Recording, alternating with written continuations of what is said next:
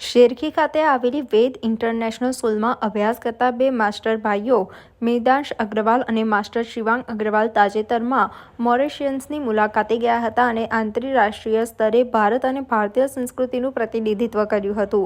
તેમની મુલાકાત દરમિયાન તેઓને મોરેશિયસના મંત્રાલયોની સામે પ્રદર્શન કરવાનું સન્માન મળ્યું હતું. આ સિદ્ધિ વિદ્યાર્થીઓની મહેનત, સમર્પણ અને ભારતીય સંસ્કૃતિને પ્રદર્શિત કરવાના જુસ્સાનું પ્રમાણ છે. આ મહત્વપૂર્ણ પ્રસંગ વેદ ઇન્ટરનેશનલ સ્કૂલના મેનેજમેન્ટ, શિક્ષકો અને વિદ્યાર્થીઓ માટે ખૂબ જ ગૌરવની વાત છે.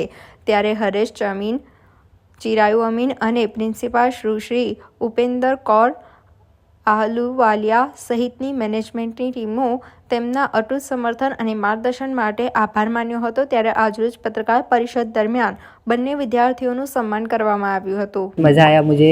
मैं स्कूल को थैंक करना चाहूँगा जिनने मेरे को भेजा. स्कूल ने मुझे सिखाया और स्कूल के टीचर्स, स्कूल के ट्रस्टी, स्कूल के प्रिंसिपल्स जिनने मेरी हेल्प की, मेरे को गाइड किया, मैं उन सबको थैंक यू करना चाहूँगा. मेरे को ये प्रेरणा वेद इंटरनेशनल स्कूल ने दी कि मैं बाहर जा पाऊँ, मॉरिशस में ऐसा मिनिस्ट्री के सामने परफॉर्म कर पाऊँ, उनको एक्सपोजर दे पाऊँ. मेरा बहुत अमेजिंग ट्रिप था. मेरे को बहुत मज़ा आया. कितना प्राउड फील मानते हो? मेरे को बहुत प्राउड लग रहा है. मेरे को वेद इंटरनेशनल स्कूल के लिए, पेरेंट्स के लिए, ट्रस्टीज़, प्रिंसिपल कि ट्राई करते रहो, आपको कभी ना कभी तो मौका मिलेगा. गिव अप नहीं करना चाहिए, हमेशा ट्राई करता रहना चाहिए. अपने अंदर कुछ ना कुछ टैलेंट तो ज़रूर होता है. સર, એમને જે ગુજરાતીમાં અને એમના ઇન્ડિયન કલ્ચરમાં ખાસ કરીને જે લોકોએ મ્યુઝિક ને પિયાનોનું જે વગાડવાનું કર્યું હતું એ ગુજરાત અને ઇન્ડિયાની સંસ્કૃતિ પ્રમાણે આખું એમને બધું પરફોર્મ કર્યું હતું, જેના લીધે એમને આ એવોર્ડ મળ્યો છે ત્યાં મોરેશિયસના મિનિસ્ટ્રીઝની ગવર્મેન્ટમાંથી. કારણ કે એ લોકોનું જે પરફોર્મન્સ હતું અને સ્કૂલમાં એ લોકોએ જે ભણ્યા હતા કે જે રીતે શીખ્યા હતા એ બહુ જ ગૌરવરૂપ હતું અને એ લોકોને ખૂબ આગળ કામ આવશે, જેનાથી એમને પણ પ્રોત્સાહન મળે છે અને એમને જોઈને બીજા બધા છોકરાઓને પણ સ્કૂલમાં પ્રોત્સાહન બહુ મળે છે. સર, ટેલેન્ટ તો છોકરાઓમાં નેચરલ હોય છે, પણ સ્કૂલવાળા પણ એને બહાર લાવવાનો ટ્રાય બહુ કરી રહ્યા છે કે દરેક સ્ટુડન્ટનું જે પણ ટેલેન્ટ હોય, બર્થથી હોય કે પછી નેચરલી જે રીતે આવતું હોય, અમે એમને શોધવાનો ટ્રાય કરીએ છીએ અને પછી એમને બહાર કેવી રીતે એમને એક્સપ્રેસ કરી શકે, એક્સપોઝર કેવી રીતે આપી શકીએ, એની અમે મહેનત ખાસ કરતા હોઈએ છીએ છોકરાઓ માટે.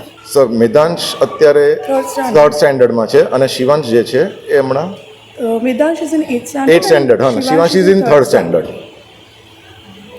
મેદાંશ 8th standard માં છે અને શિવાંશ જે છે 3rd standard માં છે. સર, આવી રીતે એમનો અહીંયા મ્યુઝિકલી આ બધું ખૂબ સારું હતું, અહીંથી ત્યાં ગયા, તે પાછળનો ખર્ચો ને બધું એ બધું કોણે કર્યું?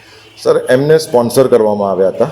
ઘણી બધી કંપનીઝ હતી, ખાસ કરીને IOCL હતું જેમને બહુ સપોર્ટ કરેલો, કોઓપરેટ પણ કર્યું હતું અને સ્કૂલે પણ ઘણો બધો સપોર્ટ ને કોઓપરેટ અમારા તરફથી પણ જેટલું બને એટલું અમે કર્યું હતું.